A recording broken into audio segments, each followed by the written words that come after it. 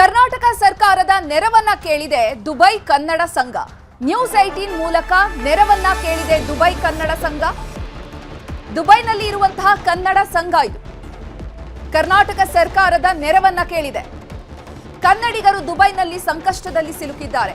ಈ ಸಂದರ್ಭದಲ್ಲಿ ಕನ್ನಡಿಗರ ಸಂಕಷ್ಟಕ್ಕೆ ಸ್ಪಂದಿಸುವ ಕೆಲಸವನ್ನ ಮಾಡುತ್ತಾ ಸರ್ಕಾರ ಪ್ರವಾಸಕ್ಕೆ ತೆರಳಿದಂತಹ ಕನ್ನಡಿಗರ ಆತಂಕಕ್ಕೆ ಪರಿಹಾರವನ್ನ ನೀಡಲಾಗುತ್ತಾ, ದುಬೈ ಕನ್ನಡ ಸಂಘವನ್ನ ಸಂಪರ್ಕಿಸುವಂತಹ ಕೆಲಸ ಆಗುತ್ತಾ, ಇರಾನ್ ವಿರುದ್ಧ ಅಮೆರಿಕ ಇಸ್ರೇಲ್ ಆಕ್ರಮಣಕಾರಿ ದಾಳಿಯನ್ನ ನಡೆಸ್ತಾ ಇವೆ. ದುಬೈನಲ್ಲಿ ಸಿಲುಕಿ ಕನ್ನಡಿಗ ಪ್ರವಾಸಿಗರು ಪರದಾಡ್ತಿದ್ದಾರೆ. ವಾಪಸ್ ಬರೋದಕ್ಕೆ ಕೂಡ ಕಷ್ಟ ಆಗ್ತಾ ಇದೆ. ದುಬೈನಲ್ಲೇ ಲಾಕ್ ಆಗಿದ್ದಾರೆ ಪ್ರವಾಸಕ್ಕೆ ಅಂತ ಹೋದವರು. ಹೀಗಾಗಿ ಅವರನ್ನ ಮತ್ತೆ ಕರ್ನಾಟಕಕ್ಕೆ ಕರೆತರುವಂತಹ ಕೆಲಸ ಆಗಬೇಕು. ಅಲ್ಲಿ ಉಳಿದುಕೊಳ್ಳೋದಕ್ಕೆ ಅವರಿಗೆ ವ್ಯವಸ್ಥೆಯನ್ನ ಕಲ್ಪಿಸಬೇಕು. ಹಾಗಾಗಿ ವಾಪಸ್ ಬರೋದಕ್ಕೆ ಸಾಧ್ಯವಾಗದೆ ದುಬೈನಲ್ಲೇ ಮೊಕ್ಕಾಂ ಹೂಡಿದ್ದಾರೆ ಸುಮಾರು 150 ಜನ. 150 ಮಂದಿ ಕನ್ನಡಿಗರಿಗೆ ವ್ಯವಸ್ಥೆಯನ್ನ ಕಲ್ಪಿಸಬೇಕಾಗಿದೆ ದುಬೈನಲ್ಲಿ. ದುಬೈ ಕನ್ನಡ ಸಂಘದಿಂದ ಮೂಲಭೂತ ಸೌಕರ್ಯಗಳನ್ನ ಈಗಾಗಲೇ ಕಲ್ಪಿಸಿಕೊಡಲಾಗಿದೆ. ಇನ್ನೂ ಹೆಚ್ಚಿನ ಸೌಕರ್ಯಗಳನ್ನ ಅವರಿಗೆ ಒದಗಿಸಿಕೊಡೋದಕ್ಕೆ ಕರ್ನಾಟಕ ಸರ್ಕಾರ ಧನ ಸಹಾಯವನ್ನ ಮಾಡಬೇಕು ಅಂತ ಹೇಳಿ ದುಬೈ ಕನ್ನಡ ಸಂಘ ಆಗ್ರಹಿಸ್ತಾ ಇದೆ. ಎಲ್ಲರಿಗೂ ಕೂಡ ವ್ಯವಸ್ಥೆಯನ್ನ ಮಾಡೋದಕ್ಕೆ ಆರ್ಥಿಕ ನೆರವಿನ ಅಗತ್ಯ ಇದೆ. ದುಬೈ ಕನ್ನಡ ಸಂಘ ಕೂಡ ಶಕ್ತಿ ಮೀರಿ ಕನ್ನಡಿಗರಿಗೆ ನೆರವನ್ನ ನೀಡ್ತಾ ಇದೆ. ಅಪಾರ್ಟ್ಮೆಂಟ್ಗಳಲ್ಲಿ ಕನ್ನಡಿಗರು ದುಬೈನಲ್ಲಿ ಉಳ್ಕೊಳ್ಳೋದಕ್ಕೆ ವ್ಯವಸ್ಥೆಯನ್ನ ಕೂಡ ಮಾಡಲಾಗಿದೆ. ಆದ್ರೆ ಸರ್ಕಾರ ಧನ ಸಹಾಯವನ್ನ ಮಾಡಿದ್ರೆ ಎಲ್ಲರಿಗೂ ಕೂಡ ಸೌಲಭ್ಯವನ್ನ ಒದಗಿಸಿ ಕೊಡಬಹುದು. ರಾಜ್ಯ ಸರ್ಕಾರದಿಂದ ನೆರವಿನ ನಿರೀಕ್ಷೆಯಲ್ಲಿದೆ ದುಬೈ ಕನ್ನಡ ಸಂಘ. ದುಬೈ ಕನ್ನಡ ಸಂಘದ ಅಧ್ಯಕ್ಷ ಶಶಿಧರ್ ನಾಗರಾಜಪ್ಪ ಸರ್ಕಾರಕ್ಕೆ ಮನವಿಯನ್ನ ಮಾಡಿಕೊಂಡಿರುವಂತದ್ದು. ಯುದ್ಧದ ಭೀಕರತೆ ಯಾವ ರೀತಿ ಇದೆ ಅನ್ನೋದನ್ನ ನಾವು ಗಮನಿಸ್ತಿದ್ದೀವಿ. 5ನೇ ದಿನ ಆದ್ರೂ ಕೂಡ ಯುದ್ಧ ನಿಲ್ಲುವಂತಹ ಯಾವುದೇ ಸೂಚನೆಗಳು ಸಿಗ್ತಾ ಇಲ್ಲ. ಇಸ್ರೇಲ್ ಮತ್ತು ಅಮೆರಿಕ ಜಂಟಿ ದಾಳಿಯನ್ನ ಇರಾನ್ ಮೇಲೆ ಮಾಡ್ತಾ ಇದೆ. ಇರಾನ್ ಕೂಡ ಪ್ರತಿದಾಳಿಯನ್ನ ನಡೆಸ್ತಾ ಇದೆ. ಮಧ್ಯಪ್ರಾಚ್ಯದಲ್ಲಿ ಕೇವಲ ಅಮೆರಿಕ, ಇಸ್ರೇಲ್, ಇರಾನ್ಗೆ ಮಾತ್ರ ಈ ಯುದ್ಧ ಸೀಮಿತವಾಗಿಲ್ಲ. ಮಧ್ಯಪ್ರಾಚ್ಯದಲ್ಲಿ ಇರುವಂತಹ 15 ದೇಶಗಳ ಮೇಲೆ ಇರಾನ್ ದಾಳಿಯನ್ನ ನಡೆಸ್ತಾ ಇದೆ. ಆ ಮಧ್ಯಪ್ರಾಚ್ಯದ 15 ದೇಶಗಳ ವಾಯು ನೆಲೆ ಏನಿದೆ, ಸೇನಾ ನೆಲೆ ಏನಿದೆ, ಅಮೆರಿಕಾದ ಸೇನಾ ನೆಲೆ, ಅದನ್ನೇ ಗುರಿಯಾಗಿಸಿಕೊಂಡು ದಾಳಿ ಮಾಡಲಾಗ್ತಾ ಇದೆ. ಕನ್ನಡಿಗರು ಸಾಕಷ್ಟು ಮಂದಿ ಮಧ್ಯಪ್ರಾಚ್ಯದಲ್ಲಿ ಸಿಲುಕಿದ್ದಾರೆ. ಕೆಲವೊಬ್ರು ಈ ಸೇನಾ ನೆಲೆಗಳ ಅಕ್ಕಪಕ್ಕದಲ್ಲೇ ಮನೆಗಳಲ್ಲಿ ಇರುವಂತವರಿದ್ದಾರೆ. ಅವ್ರಿಗೆ ನಮಗೆ ಭಯ ಆಗ್ತಾ ಇದೆ ಅಂತ ಆತಂಕವನ್ನ ವ್ಯಕ್ತಪಡಿಸ್ತಾ ಇದ್ರು. ಅಂತವರಿಗೆ ಈಗ ಸಹಾಯವನ್ನ ಮಾಡಬೇಕಾಗಿದೆ. ಹಾಗಾಗಿ ದುಬೈ ಕನ್ನಡ ಸಂಘದ ಅಧ್ಯಕ್ಷ ಶಶಿಧರ್ ನಾಗರಾಜಪ್ಪ ಸರ್ಕಾರಕ್ಕೆ ಮನವಿಯನ್ನ ಮಾಡಿದ್ದಾರೆ. ಏನ್ ಮನವಿ ಮಾಡಿದ್ದಾರೆ ನೋಡೋಣ. ಪ್ರಮುಖವಾಗಿ ಏನಾಗ್ತಾ ಇದೆ, ನಾನು ಸರ್ಕಾರಕ್ಕೆ ಮನವಿ ಮಾಡೋದು ಕನ್ನಡಿಗ ಸೆಲ್ಫ್ ಲೈನ್ ಕಡೆಯಿಂದ ನೋಡಿ, ಸರ್ಕಾರ ಸ್ಪಂದನೆ ಕೊಟ್ಟಿದೆ. ಒಂದಷ್ಟು ಸಹಾಯಧನ ಕೊಡ್ತೀವಿ ಅಂತ ಹೇಳಿದ್ದಾರೆ. ಅದನ್ನ ಈ ಸಮಯದಲ್ಲಿ ಇವತ್ತೇ ಕೊಟ್ರೆ ಅದು ಉಪಯೋಗ ಆಗುತ್ತೆ. ಇಲ್ಲ ಅಂತಂದ್ರೆ ಸರ್ಕಾರದ ಪ್ರೊಸೀಜರ್ಗೋಸ್ಕರ ಕಾದ್ರೆ ಅದು ಯಾವತ್ತೋ ಬಂದು ಎಲ್ಲೋ ಹೋಗುತ್ತೆ, ಸರಿಯಾದ ಫಲಾನುಭವಿಗಳಿಗೆ ಸಿಗೋದಿಲ್ಲ, ಕ್ರೈಸಿಸ್ ಮ್ಯಾನೇಜ್ಮೆಂಟ್ಗೆ ಹೆಲ್ಪ್ ಆಗೋದಿಲ್ಲ. ಅದಕ್ಕೆ ಮುಖ್ಯಮಂತ್ರಿಗಳಲ್ಲಿ ಬೇಡ್ತಾ ಇದ್ದೇನೆ ನಾನು, ಎಲ್ಲ ನಮ್ಮ ಕನ್ನಡಿಗರ ಪರವಾಗಿ, ನಮಗೆ ರೆಸಿಡೆಂಟ್ ಅನಿವಾಸಿ ಕನ್ನಡಿಗರ ಪರವಾಗಿ ಕೇಳ್ತಾ ಇಲ್ಲ. ನಾವೆಲ್ಲ ಇಲ್ಲೇ ಇದೀವಿ, ನಮ್ಗೆ ಗೊತ್ತಿದೆ ಕಂಟ್ರಿ ಸೇಫ್ ಇದೆ ಅಂತ ಹೇಳಿ, ನಾವು ಆತಂಕ ಇಲ್ಲ. ಆದ್ರೆ ಟೂರಿಸ್ಟ್ಗಳು ಏನ್ ಬಂದಿದಾರಲ್ಲ ಕರ್ನಾಟಕದಿಂದ, ಪಾಪ ಅವರಿಗೆ ಇದು ಬೇರೆ ಜಾಗ. ಟೂರಿಸ್ಟ್ ಆಗಿ ಬಂದವರು, ನೋಡಕ್ ಬಂದವರು ಈ ರೀತಿ ಸಿಕ್ಕಾಪಟ್ಟರ ಅನುಭವ ಇರೋದ್ರಿಂದ ಹಲವಾರು ಸಮಸ್ಯೆಗಳು ಈಗಾಗಲೇ ಶುರುವಾಗಿದೆ. ಅದರಲ್ಲಿ ಒಬ್ಬರಿಗೆ ಹೆಲ್ತ್ ಅಪ್ಸೆಟ್ ಆಗಿ ನಿನ್ನೆ ಹಾಸ್ಪಿಟ್ಲಿಗೆ ಸೇರಿಸಿದ್ವಿ, ಅದರ ಒಂದಷ್ಟು ಖರ್ಚು ಬಂದಿದೆ. ಈ ತರದೆಲ್ಲ ಬರ್ತಾ ಇರುತ್ತೆ. ಇದಕ್ಕೆ ಸರ್ಕಾರ ಏನು ಭರವಸೆ ಕೊಟ್ಟಿದೆಯಲ್ಲ ಅದನ್ನ ತುರ್ತಾಗಿ ನೆರವೇರಿಸಬೇಕು. ಅದನ್ನ ನಾನು ಈ ಮೂಲಕ ಕೇಳ್ತಾ ಇದ್ದೇನೆ. ಅದನ್ನ ಬಿಟ್ರೆ ಬರೀ 50 ಜನ ಅಲ್ಲ ಸರ್, ಇಲ್ಲಿ 150 ಜನ, ಆಲ್ಮೋಸ್ಟ್ 150 ಜನ ನಮ್ಮ ಸಂಪರ್ಕದಲ್ಲಿದ್ದಾರೆ. ಅವರಿಗೆಲ್ಲರಿಗೂ ಕೂಡ ಟ್ರಾನ್ಸ್ಪೋರ್ಟೇಷನ್ ಅರೇಂಜ್ಮೆಂಟ್ ಬೇಕಾಗಿದೆ. ನೋಡಿ, ಈಗ UK ದಿಂದ ಕೆಲವರು ಬಂದಿದ್ದಾರೆ, US ಇಂದ ಬಂದಿದ್ದಾರೆ. ಇದು ಮೀಟಿಂಗ್ ಸ್ಪಾಟ್ ದುಬೈ. ಇಂಡಿಯಾದಿಂದ ತಂದೆ ತಾಯಿನ ಇಲ್ಲಿ ಕರೆಸಿ ಮಕ್ಕಳು UK US ಇಂದ ಇಲ್ಲಿ ಬಂದು ಮೀಟಿಂಗ್ ಮಾಡಿ ಚೆನ್ನಾಗಿ ಒಂದಷ್ಟು ದಿನ ಕಳೆದು ಅವ್ರವ್ರು ವಾಪಸ್ ಹೋಗುವಂತ ಒಂದು ಪ್ರತೀತಿ ಶುರುವಾಗಿದೆ. ಆ ರೀತಿ ಬಂದವರು ಬಹಳ ಜನ ಇದ್ದಾರೆ. ಅವರು ಟೂರಿಸ್ಟ್ ಆದ್ರೂ ಕೂಡ ಅವ್ರು ಬಂದಿರೋ ಉದ್ದೇಶ ಫ್ಯಾಮಿಲಿ ಯೂನಿಯನ್ಗೋಸ್ಕರ. ಆ ತರದವ್ರು ಫೋನ್ ಮಾಡಿದ್ದಾರೆ. ಸೊ ಅವ್ರಿಗೆ ಮುಖ್ಯವಾಗಿ ಬೇಕಾಗಿರೋದು ಏರ್ಲೈನ್ಸ್ ಬೇಕು ಈಗ ವಾಪಸ್ ಹೋಗ್ಲಿಕ್ಕೆ. ಅದನ್ನ ಅರೇಂಜ್ ಮಾಡಿಕೊಟ್ರೆ ಸಾಕು. ಹೀಗೆ ಹಲವಾರು ಸಂಘಟನೆಗಳ ಏನು ಎಲ್ಲರೂ ಕೂಡ ಬೀದಿಗಿಳಿದು ಕೆಲಸ ಮಾಡ್ತಾ ಇದ್ದಾರೆ ಸರ್. ಯಾರು ಕೂಡ ಮನೇಲಿ ಕೂರ್ತಾ ಇಲ್ಲ. ಕನ್ನಡದ ಸಂಘಟನೆಗಳು ಬಹಳಷ್ಟಿದೆ. ಒಂದು 60ಕ್ಕಿಂತ ಹೆಚ್ಚು ಸಂಘಟನೆಗಳು ಎಲ್ಲರೂ ಕೂಡ ಒಟ್ಟಾಗಿ ಒಂದೇ ಸೂರಿನಡಿ ಬಂದಿದ್ದಾರೆ. ಅದು ಕನ್ನಡಿಗಸ್ ಹೆಲ್ಪ್ ಲೈನ್ ಅಂತ ಹೇಳಿ. ಈ ವಿಡಿಯೋ ಯಾರಾದ್ರೂ ನೋಡ್ತಾ ಇದ್ರೆ ಸರ್ಕಾರದಿಂದ ದಯವಿಟ್ಟು ಇವತ್ತೇ ಮಾಡಿ. ನಾಳೆಗೆ ಮಾಡಿದ್ರೆ ಇನ್ನೂ ಜಾಸ್ತಿ ಆಗ್ತಾ ಹೋಗುತ್ತೆ ಕ್ರೈಸಿಸ್. ಇದೇನು ಮಾಡಿದ್ರು ಇದ್ರ ಕ್ರೆಡಿಟ್ ಇವತ್ತಿರೋ ಸರ್ಕಾರಕ್ಕೆ, ಮಾಡುವಂತ ವ್ಯಕ್ತಿಗಳಿಗೆ ಸಿಗತ್ತೆ. ದಯವಿಟ್ಟು ಅದನ್ನ ನೋಡಕ್ ಹೋಗ್ಬೇಡಿ. ಕನ್ನಡಿಗರು, ನಾವು ಅನಿವಾಸಿಗಳಿಗೆ ಕೇಳ್ತಾ ಇಲ್ಲ, ಬಂದಿರೋ ಪ್ರವಾಸಿಗರು, ಟೂರಿಸ್ಟ್ ಏನಿದಾರ ಅವ್ರನ್ನ ವಾಪಸ್ ಕಳಿಸ್ಬೇಕು. ನಮ್ಮ ಅಣ್ಣ ತಮ್ಮ ಬಂದಿದ್ದಾರೆ ಇಲ್ಲಿ ಅನ್ಕೊಂಡು ನಾವು ಅವ್ರನ್ನ ಕಳಿಸುವಂತ ವ್ಯವಸ್ಥೆ ಮಾಡ್ತಾ ಇದ್ದೀವಿ. ಇನ್ನು ಈ ಬಗ್ಗೆ ಮತ್ತಷ್ಟು ಮಾಹಿತಿಯನ್ನು ನೀಡೋದಕ್ಕೆ ನಮ್ಮ ಪ್ರತಿನಿಧಿ ತಿಮ್ಮೇಗೌಡ ನೇರ ಸಂಪರ್ಕದಲ್ಲಿ ಜಾಯ್ನ್ ಆಗಿದ್ದಾರೆ. ತಿಮ್ಮೇಗೌಡ, ದುಬೈ ಕನ್ನಡ ಸಂಘ ಏನಿದೆ, ಈ ಕನ್ನಡ ಸಂಘದ ಅಧ್ಯಕ್ಷರು ಶಶಿಧರ್ ಅವರು ಹೇಳ್ತಾ ಇದ್ರು, ಅಂದ್ರೆ ದುಬೈನಲ್ಲಿರುವಂತಹ ಅನಿವಾಸಿಗಳಿಗೆ ಯಾವುದೇ ರೀತಿ ಆತಂಕ ಇಲ್ಲ, ಆದ್ರೆ ಪ್ರವಾಸಿಗರು ಸಾಕಷ್ಟು ಸಂಖ್ಯೆಯಲ್ಲಿ ಅಲ್ಲಿಗೆ ಹೋಗಿದ್ದಾರೆ. ಅಲ್ಲಿ ಉಳ್ಕೊಳ್ಳೋದಕ್ಕೆ ಅವರಿಗೆ ಸ್ವಂತ ಮನೆ ಇರೋದಿಲ್ಲ, ಗೊತ್ತಿರುವಂತಹ ಸಂಬಂಧಿಗಳಿರೋದಿಲ್ಲ, ಫ್ರೆಂಡ್ಸ್ ಇರೋದಿಲ್ಲ. ಇಂತಹ ಒಂದು ಪರಿಸ್ಥಿತಿಯಲ್ಲಿ ಆ ಯುದ್ಧದ ಭೀಕರತೆ ಯಾವ ರೀತಿ ಇದೆ ಅನ್ನೋದನ್ನು ಗಮನಿಸ್ತಿದೀವಿ. ಅವರನ್ನ ಸುರಕ್ಷಿತವಾಗಿ ಕರ್ನಾಟಕಕ್ಕೆ ಕರೆ ತರಬೇಕು, ಅಲ್ಲಿ ಇರೋ ತನಕನೂ ಸುರಕ್ಷಿತವಾಗಿ ನೋಡ್ಕೋಬೇಕು. ಇದಕ್ಕೆ ಕರ್ನಾಟಕ ಸರ್ಕಾರ ಅಲ್ಲಿರೋರನ್ನ ಸುರಕ್ಷತೆಯಾಗಿ ಕರೆತರೋದಕ್ಕೆ ಏನೆಲ್ಲ ಪ್ರಯತ್ನಗಳನ್ನ ಮಾಡ್ತಾ ಇದೆ. ಮತ್ತೆ ಶಶಿಧರ್ ಅವರು ಹೇಳ್ತಾ ಇದ್ರು, ನಮಗೆ ಸಹಾಯ ಬೇಕು ಕರ್ನಾಟಕ ಸರ್ಕಾರದಿಂದ ಅಂತ. ಏನಾದ್ರು ಕರ್ನಾಟಕ ಸರ್ಕಾರದಿಂದ ಸಹಾಯ ಮಾಡುವಂತಹ ಸಾಧ್ಯತೆ ಇದೆಯಾ, ಹೇಗೆ? ಕರ್ನಾಟಕ ಸರ್ಕಾರದಿಂದ ಈ ರೀತಿ ಸಹಾಯ ಮಾಡುವಂತ ಒಂದು ಆಲೋಚನೆಯಲ್ಲಿ ಮುಖ್ಯಮಂತ್ರಿ ಸಿದ್ದರಾಮಯ್ಯನವರು ಇದ್ದಾರೆ. ಇದಕ್ಕೆ ಪೂರಕವಾಗಿ ನಿನ್ನೆಯಷ್ಟೇ ಮುಖ್ಯಮಂತ್ರಿ ಸಿದ್ದರಾಮಯ್ಯನವರು ಪ್ರಧಾನಿ ನರೇಂದ್ರ ಮೋದಿ ಅವರಿಗೆ ಸುದೀರ್ಘವಾಗಿ 3 ಪುಟಗಳ ಪತ್ರವನ್ನು ಬರೆಯೋದ್ರ ಮುಖಾಂತರ ಕನ್ನಡಿಗರ ನೆರವಿಗೆ ಬರಬೇಕು, ಎಸ್ಪೆಷಲಿ ಭಾರತೀಯರ ರಕ್ಷಣೆಗೋಸ್ಕರವಾಗಿ ವಿಶೇಷ ವಿಮಾನಗಳ ವ್ಯವಸ್ಥೆಯನ್ನ ಮಾಡಬೇಕು, ಮತ್ತೊಂದು ಕಡೆಗೆ ಅಲ್ಲಿ ಉಳಿಯೋದಕ್ಕೆ ಏನು ವಸತಿ ವ್ಯವಸ್ಥೆಯನ್ನು ಕೂಡ ಮಾಡಬೇಕು ಅನ್ನುವಂತ ನಿಟ್ಟಿನಲ್ಲಿ ಸುದೀರ್ಘ ಪತ್ರವನ್ನು ಕೂಡ ಬರೆದಿದ್ರು. ಮತ್ತೊಂದು ಕಡೆಯಾಗಿ ಇಲ್ಲಿ ಕರ್ನಾಟಕ ಸರ್ಕಾರದಿಂದಲೂ ಕೂಡ ವಿಶೇಷವಾಗಿ ಜಿಲ್ಲಾವಾರು ಹೆಲ್ಪ್ ಲೈನ್ಗಳನ್ನು ಕೂಡ ತೆರೆದಿದೆ. ಇದು ಒಂದ್ ಕಡೆ ಆದ್ರೆ, ಇನ್ನ ನಿನ್ನೆಯಷ್ಟೇ ವಿಧಾನ ಪರಿಷತ್ ಸದಸ್ಯರಾದಂತ ಭೋಜೇಗೌಡರು ಅವರ ಕುಟುಂಬ ದುಬೈನಿಂದ ರಾಜ್ಯಕ್ಕೆ ಮರಳಿತು. ಆ ಸಂದರ್ಭದಲ್ಲಿ ಸೂಕ್ಷ್ಮವಾಗಿ ಒಂದು ಮಾತನ್ನ ಹೇಳಿದ್ದಾರೆ ಚೈತ್ರ. ಈ ಇಂಡಿಯನ್ ಎಂಬೆಸಿ ನಮಗೆ ರೆಸ್ಪಾನ್ಸೇ ಮಾಡಲಿಲ್ಲ, ನಾವು ಅಲ್ಲಿರ್ತಕ್ಕಂಥ ಸ್ಥಳೀಯ ಸರ್ಕಾರ ನಮ್ಮ ನೆರವಿಗೆ ಬಂತು ಅನ್ನುವಂತ ಒಂದು ಆರೋಪವನ್ನು ಕೂಡ ಮಾಡಿರ್ತಕ್ಕಂಥದ್ದು. ಸೊ ಹೀಗಾಗಿ ಅಲ್ಲಿರ್ತಕ್ಕಂಥ ಇದೀಗ ದುಬೈ ಕನ್ನಡ ಸಂಘಟನೆಗಳು ಇದೀಗ ಕನ್ನಡಿಗರ ನೆರವಿಗೂ ಕೂಡ ಮುಂದಾಗಿರ್ತಕ್ಕಂಥದ್ದು. ಎಸ್ಪೆಷಲಿ ದುಬೈ ಕನ್ನಡಿಗರ ಸಂಘದ ಒಕ್ಕೂಟದ ಅಧ್ಯಕ್ಷರಾದಂಥ ಶಶಿಧರ್ ನಾಗರಾಜಪ್ಪ ಅವರು ಕೂಡ ನಮ್ಮ ನ್ಯೂಸ್ 18 ಮೂಲಕವಾಗಿ ಸ್ಥಳೀಯ ಕನ್ನಡ ಅಂದ್ರೆ ಸಂಕಷ್ಟದಲ್ಲಿ ಸಿಲುಕಿರ್ತಕ್ಕಂಥ ಕನ್ನಡಿಗರ ನೆರವಿಗೆ ಒಂದು ಕರೆಯನ್ನು ಕೂಡ ಕೊಟ್ಟಿರ್ತಕ್ಕಂಥದ್ದು. ಎಸ್ಪೆಷಲಿ ಭಾರತ ಸರ್ಕಾರ ಮತ್ತೆ ಕರ್ನಾಟಕ ಸರ್ಕಾರಕ್ಕೂ ಕೂಡ ಮನವಿಯನ್ನ ಮಾಡ್ಕೊಂಡಿರುವಂತದ್ದು. ಇವತ್ತೇ ಕರ್ನಾಟಕ ಅಂದ್ರೆ ಎರಡು ಸರ್ಕಾರಗಳು ನಮ್ಮ ದುಬೈ ಕನ್ನಡ ಸಂಘಟನೆಗಳಿಗೆ ಒಂದು ನೆರವನ್ನ ಕೊಟ್ರೆ ನಾವು ಸಂಕಷ್ಟದಲ್ಲಿರ್ತಕ್ಕಂಥ ಕನ್ನಡಿಗರ ರಕ್ಷಣೆಗೆ ಮುಂದಾಗ್ತೀವಿ. ಈಗಾಗಲೇ ನಾವು ನಮ್ಮ ವೈಯಕ್ತಿಕವಾಗಿ ನಮ್ಮಲ್ಲಿರ್ತಕ್ಕಂಥ ಅಪಾರ್ಟ್ಮೆಂಟ್ಗಳು, ನಾವು ಉಳಿದಿರ್ತಕ್ಕಂಥ ಕಚೇರಿಗಳು, ನಮ್ಮ ಕೈಲಾದಷ್ಟು ಸಹಾಯವನ್ನು ಮಾಡೋದ್ರ ಮುಖಾಂತರ ಕನ್ನಡಿಗರನ್ನ ರಕ್ಷಣೆ ಮಾಡಿದೀವಿ. ನಾಳೆ ನಾಡಿದ್ದು ಮತ್ತಷ್ಟು ಪರಿಸ್ಥಿತಿ ವಿಕೋಪಕ್ಕೆ ಹೋಗುವಂತ ಒಂದು ಸಾಧ್ಯತೆಗಳಿದ್ದಾವೆ. ಹೀಗಾಗಿ ಕರ್ನಾಟಕ ಸರ್ಕಾರ ನಮಗೆ ನೆರವನ್ನ ಕೊಟ್ರೆ ನಾವು ಅಗತ್ಯವಾದಂತ ನೆರವನ್ನು ಕೂಡ ಕೊಡ್ತೀವಿ. ಮತ್ತೊಂದು ಕಡೆಯಾಗಿ ಅನಿವಾಸಿ ಭಾರತೀಯರಿಗೋಸ್ಕರವಾಗಿ ನಾವು ನಮ್ಮಗಳ ರಕ್ಷಣೆಗೋಸ್ಕರವಾಗಿ ನಾವು ಸಹಾಯವನ್ನ ಕೇಳ್ತಾ ಇಲ್ಲ. ಯಾರ್ಯಾರು ಸಂಕಷ್ಟದಲ್ಲಿ ಸಿಲುಕುತ್ತಿದ್ದಾರೆ, ಪ್ರಯಾಣವನ್ನ ಅಂದ್ರೆ ಪ್ರವಾಸಕ್ಕೋಸ್ಕರ ಯಾರು ಬಂದಿದ್ದಾರೆ, ಮತ್ತೊಂದು ಕಡೆಗೆ ವಯಾ ದುಬೈ ಮೂಲಕ ಯಾರು ಬೆಂಗಳೂರು ಟು ಬೇರೆ ಬೇರೆ ದೇಶಗಳಿಗೆ ಯಾರು ತೆರಳುತ್ತಾರೆ, ಅಂತವ್ರು ಯಾರು ಸಂಕಷ್ಟದಲ್ಲಿ ದುಬೈನಲ್ಲಿ ಸಂಕಷ್ಟದಲ್ಲಿ ಯಾರು ಸಿಲುಕಿದ್ದಾರೆ ಅವರ ಒಂದು ರಕ್ಷಣೆಗೋಸ್ಕರವಾಗಿ ನಾವು ಸಹಾಯವನ್ನ ಕೇಳ್ತಾ ಇದೀವಿ. ಮತ್ತೊಂದು ಕಡೆಗೆ ಸಾರ್ವಜನಿಕ ಸಂಘ ಸಂಸ್ಥೆಗಳು ಕೂಡ ಇದು ನೆರವಿಗೆ ಬರಬೇಕು ಅನ್ನುವಂತ ಒಂದು ನಿಟ್ಟಿನಲ್ಲಿ ನಮ್ಮ ನ್ಯೂಸ್ 18 ಮೂಲಕ ಕರೆಯನ್ನ ಕೊಟ್ಟಿರ್ತಕ್ಕಂಥದ್ದು. ಈ ಸಂಬಂಧವಾಗಿ ಕರ್ನಾಟಕ ಸರ್ಕಾರವು ಕೂಡ ಅಲ್ಲಿರ್ತಕ್ಕಂಥ ದುಬೈ ಕನ್ನಡ ಪರ ಸಂಘಟನೆಗಳನ್ನ ಕನ್ನಡಿಗರ ರಕ್ಷಣೆಗೋಸ್ಕರವಾಗಿ ಬಳಸಿಕೊಳ್ಳೋದಕ್ಕೂ ಕೂಡ ಚಿಂತನೆಯನ್ನ ನಡೆಸಿದೆ ಅಂತ ಹೇಳಲಾಗ್ತದೆ. ಈ ಸಂಬಂಧವಾಗಿ ಕೆಲ ಸಚಿವರ ಜೊತೆನೂ ಕೂಡ ಮುಖ್ಯಮಂತ್ರಿ ಸಿದ್ದರಾಮಯ್ಯನವರು ಮಾತುಕತೆಯನ್ನ ನಡೆಸ್ತಾ ಇದ್ದಾರೆ ಎನ್ನುವಂತ ಒಂದು ಮಾಹಿತಿ ಸದ್ಯಕ್ಕೆ ಲಭ್ಯ ಆಗಿರುವಂತದ್ದು. ತಿಮ್ಮೇಗೌಡ್ರೆ, ಸಿಎಂ ಸಿದ್ದರಾಮಯ್ಯ ಕೂಡ ಖುದ್ದಾಗಿ ಪ್ರಧಾನಮಂತ್ರಿಗಳಿಗೆ ಪತ್ರವನ್ನ ಬರೆದಿದ್ದಾರೆ. ಸಾವಿರಾರು ಸಂಖ್ಯೆಯಲ್ಲಿ ಕನ್ನಡಿಗರು ಮಧ್ಯಪ್ರಾಚ್ಯದಲ್ಲಿ, ಅದರಲ್ಲೂ ಕೂಡ ದುಬೈಯಲ್ಲಿ ನೆಲೆಸಿದ್ದಾರೆ, ಅವರನ್ನ ಸುರಕ್ಷಿತವಾಗಿ ಕರೆತರುವಂತಹ ಕೆಲಸ ಮಾಡಬೇಕು ಅಂತ. ಆದ್ರೂ ಕೂಡ ಯಾಕೆ ಅಲ್ಲಿರುವಂತವ್ರಿಗೆ ಅಷ್ಟು ಆತಂಕ ಸೃಷ್ಟಿಯಾಗಿರುವಂತದ್ದು? ಅವ್ರಿಗೆ ಯಾಕೆ ಭಾರತೀಯ ಸರ್ಕಾರದಿಂದ ನೆರವು ಸಿಗ್ಲಿಕ್ಕೆ ಸಾಧ್ಯವಾಗ್ತಾ ಇಲ್ಲ?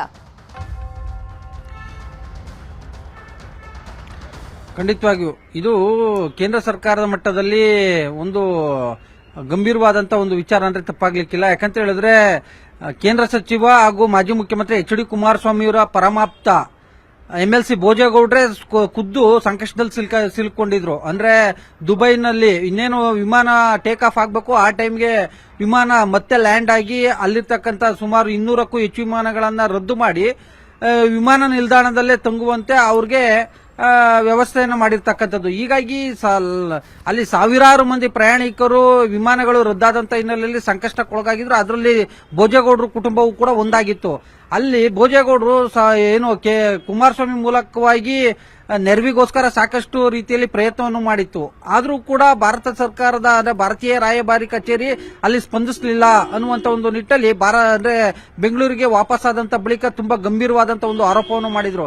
ಸ್ಥಳೀಯವಾದಂತ ಒಂದು ದುಬೈ ಸರ್ಕಾರ ನಮ್ಮ ನೆರವಿಗೆ ಬಿಟ್ರೆ ಇನ್ನು ಅದು ಇಂಡಿಯನ್ ಎಂಬಸಿ ನಮಗೆ ರೆಸ್ಪಾನ್ಸೇ ಮಾಡಲಿಲ್ಲ ಅನ್ನುವಂತ ನಿಟ್ಟಲ್ಲಿ ಎಲ್ಲೋ ಒಂದ್ ಕಡೆಯಾಗಿ ವಿದೇಶಾಂಗ ಸಚಿವಾಲಯದ ಒಂದು ಬೇಜವಾಬ್ದಾರಿ ಅಥವಾ ಎಡವಟ್ಟ ಈ ರೀತಿಯಾದಂತ ಒಂದು ಕನ್ನಡಿಗರ ಸಂಕಷ್ಟಕ್ಕೆ ಎಸ್ಪೆಷಲಿ ಭಾರತೀಯರು ಸಂಕಷ್ಟಕ್ಕೆ ಸಿಲುಕುವಂತಾಯ್ತಾ ಅಂತದೊಂದು ಆರೋಪಕ್ಕೆ ಪುಷ್ಟಿ ನೀಡುವಂತೆ ಭೋಜೇಗೌಡರು ನಿನ್ನೆ ಸ್ಟೇಟ್ಮೆಂಟ್ ಅನ್ನ ಕೊಟ್ಟಿರುವಂತದ್ದು. ಇದು ಒಂದ್ ಕಡೆ ಆದ್ರೆ ಮತ್ತೊಂದ್ ಕಡೆಯಾಗಿ ಕೇಂದ್ರ ಸರ್ಕಾರವು ಕೂಡ ಈಗಾಗಲೇ ಅಗತ್ಯ ಕ್ರಮಗಳನ್ನು ಕೂಡ ಕೈಗೊಂಡಿರುವಂತದ್ದು. ಎಸ್ಪೆಷಲಿ ಕರ್ನಾಟಕ ಸರ್ಕಾರ ಕನ್ನಡಿಗರ ರಕ್ಷಣೆಗೋಸ್ಕರವಾಗಿ ಒಂದ್ ಕಡೆಯಾಗಿ ಮುಖ್ಯಮಂತ್ರಿಗಳು ಪ್ರಧಾನಿ ನರೇಂದ್ರ ಮೋದಿ ಮತ್ತೆ ವಿಮಾನಯಾನ ಸಚಿವಾಲಯಕ್ಕೆ ಪತ್ರ ಬರೆಯೋದ್ರ ಜೊತೆಗೆ ಇಲ್ಲಿ ಅಂದ್ರೆ ಉನ್ನತ ಮಟ್ಟದ ಅಧಿಕಾರಿಗಳನ್ನ ನಿಯೋಜನೆ ಮಾಡೋದ್ರ ಮುಖಾಂತರ ಹೆಲ್ಪ್ ಲೈನ್ಗಳನ್ನು ಕೂಡ ತೆರೆದಿರುವಂತದ್ದು. ಅಗತ್ಯ ವಿಮಾನ ವ್ಯವಸ್ಥೆಯನ್ನು ಕೂಡ ಕರ್ನಾಟಕ ಸರ್ಕಾರದಿಂದಲೇ ಮಾಡ್ತಾ ಇದ್ದಾರೆ. ಚೈತ್ರ, ಧನ್ಯವಾದ ತಿಮ್ಮೇಗೌಡ ತಮ್ಮೆಲ್ಲ ಮಾಹಿತಿಗಾಗಿ. ವಿದೇಶದಲ್ಲಿ ಸಿಲುಕಿರುವ ಕನ್ನಡಿಗರ ರಕ್ಷಣೆಯ ವಿಚಾರಕ್ಕೆ ಸಂಬಂಧಪಟ್ಟಂತೆ ನಿನ್ನೆ ಕೂಡ ವಿಮಾನ ಬಂದಿವೆ, ಇಂದೂ ಕೂಡ ವಿಮಾನಗಳು ಬರುತ್ತೆ. ಇನ್ನು ಯಾರಾದ್ರೂ ಬಾಕಿ ಇದ್ರೆ ಅವರ ಪಟ್ಟಿಯನ್ನ ಕಳಿಸ್ತೇವೆ ಅಂತ ಹೇಳಿದ್ದಾರೆ. ಕೇಂದ್ರ ಸರ್ಕಾರಕ್ಕೆ ಪಟ್ಟಿ ಕಳಿಸಿ ವ್ಯವಸ್ಥೆಯನ್ನ ಮಾಡಿಸ್ತೇವೆ. ನಿನ್ನೆ ಕೂಡ ವಿಮಾನ ಬಂದಿದೆ, ಇವತ್ತೂ ಕೂಡ ಬರುತ್ತೆ ಅಂತ ನ್ಯೂಸ್ 18 ಕನ್ನಡಕ್ಕೆ ಸಚಿವ ಕೃಷ್ಣ ಬೈರೇಗೌಡ ಮಾಹಿತಿಯನ್ನ ನೀಡಿದ್ದಾರೆ. ಇನ್ನು ಯಾರೆಲ್ಲ ವಿದೇಶದಲ್ಲಿ ಮಧ್ಯಪ್ರಾಚ್ಯದಲ್ಲಿ ಉಳ್ಕೊಂಡಿದ್ದಾರೆ ಅವರ ಪಟ್ಟಿಯನ್ನ ನಾವು ಕಳಿಸ್ತೇವೆ, ನಿರಂತರವಾಗಿ ಅವರನ್ನ ಕರೆತರಲಿಕ್ಕೆ ಪ್ರಯತ್ನವನ್ನ ಮಾಡಲಾಗ್ತಾ ಇದೆ ಅಂತ ನ್ಯೂಸ್ 18ಗೆ ಸಚಿವ ಕೃಷ್ಣ ಬೈರೇಗೌಡ ಮಾಹಿತಿ ನೀಡಿದ್ದಾರೆ. ನಿನ್ನೆನೂ ಕೂಡ ಫ್ಲೈಟ್ಸು ಬಂದಿದ್ದಾವೆ, ಇವತ್ತು ಕೂಡ ಫ್ಲೈಟ್ಸು ಬರ್ತಾ ಇದ್ದಾವೆ. ನಾವು ಕೂಡ ಇನ್ನು ಯಾರ್ಯಾರು ಬಾಕಿ ಇದ್ದಾರೆ ಆ ಪಟ್ಟಿಯನ್ನು ನಾವು ಸೆಂಟ್ರಲ್ ಗೌರ್ಮೆಂಟಿಗೆ ಕಳಿಸ್ಕೊಟ್ಟು ಅವರು ಅಲ್ಲಿ ಲೋಕಲ್ ಎಂಬಸಿಗೆ ನಮ್ಮ ಭಾರತದ ಎಂಬಸಿಗೆ ಕಳಿಸ್ಕೊಟ್ಟು ಅವ್ರಿಗೆ ಮತ್ತು ಏರ್ಲೈನ್ಸ್ಗೆ ಅಲ್ಲಿ ಕೋಆರ್ಡಿನೇಷನ್ ಮಾಡಲಿಕ್ಕೆ ರಿಕ್ವೆಸ್ಟ್ ಮಾಡಿದ್ದೇವೆ.